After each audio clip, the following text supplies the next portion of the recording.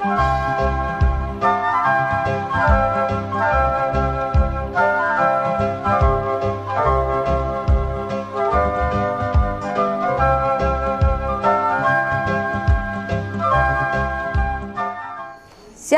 jumpa lagi dengan saya di Klavos Sukacita. Saya akan membagi bagian kebenaran firman Tuhan bagi kita semua. Namun sebelumnya mari kita berdoa. Terpujilah Engkau Bapa, Kau sungguh baik dalam hidup kami. Kami berterima kasih, kami bangga memiliki Allah seperti Engkau. Dan hari ini kami akan membaca bagian kebenaran firman-Mu. Kami akan melihat karya-Mu yang luar biasa yang telah Kau kerjakan di dalam kehidupan kami, umat-Mu manusia. Berkati semua kami yang akan mendengarkan firman-Mu, biarlah kami diberikan hikmat lewat Roh Kudus untuk mengerti apa yang Tuhan sampaikan bagi setiap kami. Inilah kami di dalam nama Tuhan Yesus. Kami siap untuk mendengarkan apa kata firman Tuhan bagi kami semua. Amin. Bagian kebenaran firman Tuhan bagi kita saya angkat dalam Yohanes pada pasalnya yang pertama ayatnya yang ke-14. Demikian bunyi firman Tuhan. Firman itu telah menjadi manusia dan diam di antara kita. Dan kita telah melihat kemuliaannya, yaitu kemuliaan yang diberikan kepadanya sebagai anak tunggal Bapa, penuh kasih karunia dan kebenaran. Demikian jauh pembacaan firman Tuhan. Dikatakan berbahagia kita yang membaca, mendengar, dan mengerti apa kata firman Tuhan di dalam kehidupan kita setiap saat. Pemirsa Klavos yang diberkati oleh Tuhan kita Yesus Kristus, pada kesempatan ini kita bersyukur lewat perayaan Minggu Sengsara Tuhan Yesus yang kita rayakan saat ini. Adalah satu kehidupan yang diberikan Tuhan bagi kita, kesempatan yang Tuhan berikan bagi saudara dan saya. Bukan sekedar kita merayakannya, tetapi lebih daripada itu. Kita diberikan kesempatan untuk melihat karya Tuhan yang luar biasa melalui kehidupan anaknya Yesus Kristus bagi saudara dan saya. Apa yang telah dilakukan Yesus di kayu salib membuat sehingga perjalanan kehidupan kekristenan kita mengalami satu perjalanan kehidupan yang luar biasa. Kita tidak menjadi orang Kristen yang ada di dalam kalah dan kalah, tetapi sebaliknya kita mengalami kemenangan dan kemenangan dan kemenangan di dalam kehidupan kita. Pasti saudara akan bertanya, kemenangan apakah yang kita alami? Saya ingin katakan bagi saudara, waktu Yesus mati di kayu salib dan setelah dia bangkit, sebelum dia naik ke surga, firman Tuhan berkata bagi kita di dalam kitab Yohanes 20 ayat 22, roh kebangkitan dari Yesus itu telah diberikan bagi saudara dan saya. Kalau kita baca di dalam kitab Injil Yohanes dikatakan, dan sesudah berkata demikian, ia menghembusi mereka dan berkata, terimalah Roh Kudus. Yesus berkata kepada 120 orang yang telah melihat Yesus waktu Yesus itu mengalami kematian. 120 muridnya itu, dia hembuskan rohnya kepada mereka sebelum mereka menerima pencurahan Roh Kudus. Dan dikatakan ia menghembusi mereka dan berkata, terimalah Roh Kudus. Yesus tidak menghembusi Roh Kudus. Ingat, Yesus tidak menghembusi Roh Kudus karena Roh Kudus itu tidak pakai DP, tetapi Roh Kudus itu akan diterima oleh manusia. 120 orang itu kapan? Setelah peristiwa loteng Yerusalem. Dan apa yang dihembusi Yesus? Kalau kita baca di sini dikatakan ia menghembusi mereka dan berkata, terimalah Roh Kudus.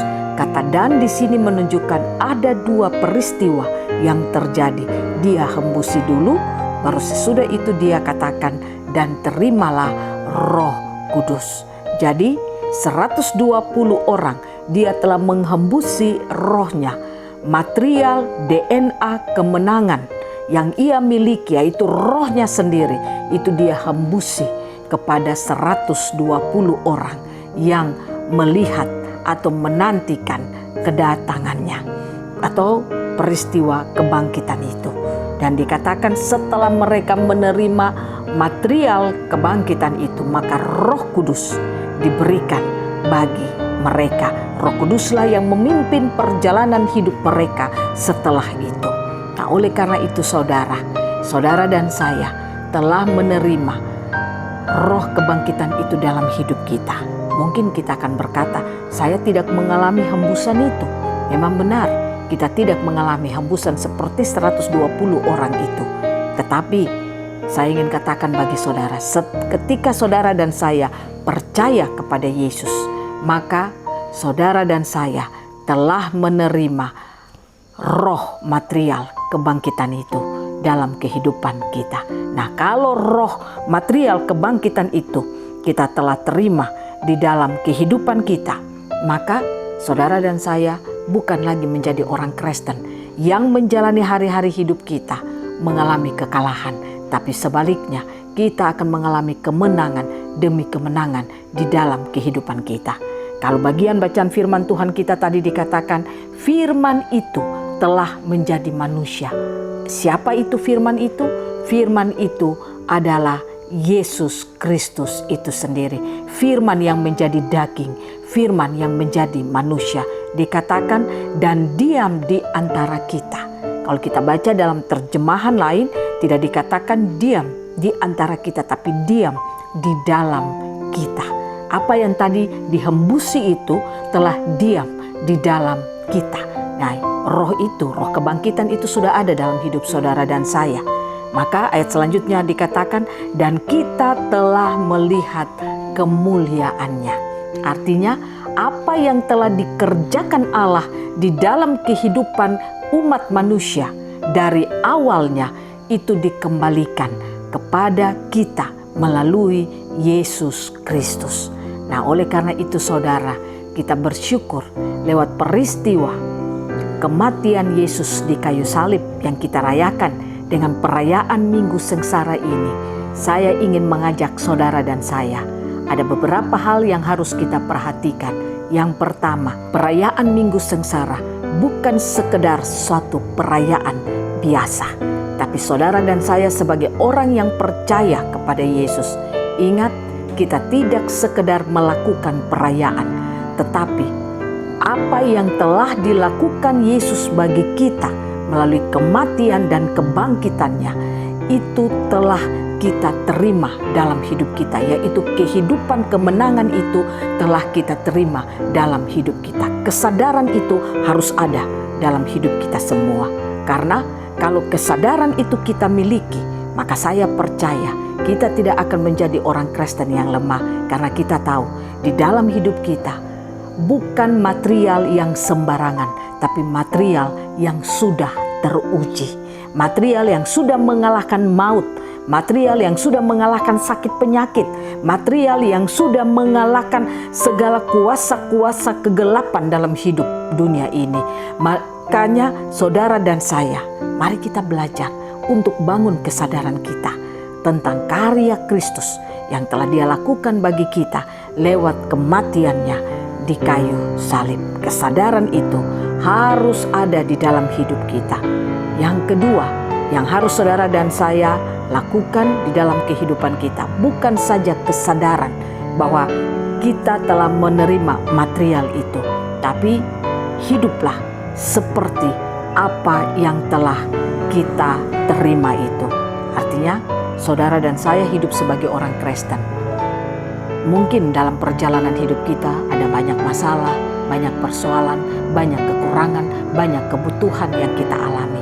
Tapi saya ingin katakan kepada saudara, jangan fokus kepada apa yang sementara dikerjakan iblis dalam hidup kita. Perayaan Minggu Sengsara ini membawa kita untuk melihat karya besar Allah yang telah dilakukan bagi kita melalui anaknya Yesus Kristus. Kalau saudara dan saya bisa berfokus kepada apa yang telah dilakukan Yesus bagi kita, itu bukan sekedar perayaan, itu bukan sekedar cerita, maka saya pastikan kemenangan itu akan kita alami dalam kehidupan kita. Dan kalau kemenangan itu kita alami dalam hidup kita, maka saya pastikan perjalanan kehidupan rohani kita tidak akan pernah membuat kita lemah, tapi itu akan membuat kita terus mengalami kemenangan dalam hidup kita setiap saat. Dua hal ini kalau saudara lakukan dalam hidup saudara, saya percaya perayaan Minggu Sengsara bagi saudara punya makna yang luar biasa. Sekali lagi ingat, ini bukan sekedar satu perayaan. Saudara dan saya orang Kristen merayakan Minggu Sengsara pertama sampai ke-7, bukan sekedar perayaan. Tapi mari kita harus lebih naikkan level rohani kita, melihat apa yang sudah Ia kerjakan dalam hidup kita. Supaya di tengah-tengah tantangan hidup ini, di tengah-tengah masalah, di tengah-tengah kehidupan yang saudara dan saya alami, kita akan mengalami kemenangan demi kemenangan. Kemuliaan Allah akan kita alami dalam hidup kita. Bukan saja itu akan nyata melalui seluruh kehidupan kita yang percaya kepada Yesus. Orang melihat kita, mereka melihat apa yang kita kerjakan, apa yang kita jalani dalam perjalanan hidup kita. Mereka akan melihat Yesus ada di dalam kehidupan setiap kita. Itulah yang harus kita alami sebagai orang Kristen di dalam perjalanan hidup kita. Ingat, kekristenan yang normal adalah kekristenan yang hidup mengalami damai sejahtera dan sukacita. Kalau saudara orang Kristen tapi saudara suka mengeluh, saudara suka hidup dalam kekhawatiran, saudara suka hidup dalam ketakutan, saya katakan itu perjalanan kekristenan yang tidak normal. Maka saudara harus bangun terus level rohani saudara kepada Tuhan. Saudara harus bangun terus imanmu kepada Tuhan. Lihat fokus kepada karya Yesus yang Dia telah kerjakan bagi kehidupan kita umat manusia lewat peristiwa kematiannya di kayu salib. Itulah berkat luar biasa bagi setiap kita yang percaya kepadanya. Tuhan Yesus memberkati kita, firman-Nya jadi berkat bagi kita semua. Kita terus mengalami kemenangan di tengah-tengah tantangan dunia yang penuh dengan masalah saat ini. Amin. Mari kita berdoa. Bapa, terima kasih ketika kami membangun kesadaran kami akan DNA Kristus yang ada pada kami. Kami membangun kesadaran kami akan material kemenangan yang ada pada kami. Dan bukan saja kesadaran, tetapi kami akan hidup di dalamnya. Kami percaya itu akan membuat perjalanan kehidupan kekristenan kami tidak kalah, tetapi kami akan mengalami kemenangan demi kemenangan. Kami rindu bahwa apa yang kami dengar ini bukan sebuah sesuatu yang menyenangkan telinga kami, bukan sekedar sesuatu yang menambah akal kami, menambah pengetahuan kami, tapi biarlah kami mengambil apa yang kami dengar saat ini menjadi roh kehidupan kami yang baru, sehingga kami rindu bahwa perjalanan hidup kami akan mengalami perjalanan kehidupan yang berkemenangan dari hari ke hari. Terima kasih Tuhan untuk firman yang Kau singkapkan bagi kami. Roh Kudus tolong kami, Roh Kudus mampukan kami semua, sehingga lewat perayaan-perayaan Minggu Sengsara ini akan membuat kehidupan kami semakin melihat karya-karya Tuhan yang telah dikerjakan dalam kehidupan kami, sehingga kami akan mengalami kemenangan demi kemenangan dalam kehidupan kami setiap saat. Terima kasih Bapa, terima kasih untuk firman-Mu, terima kasih untuk karya-Mu dalam kehidupan kami orang percaya. Di dalam nama Tuhan Yesus kami berdoa dan bersyukur kepada Tuhan. Haleluya, amin. Shalom, Tuhan Yesus memberkati kita semua.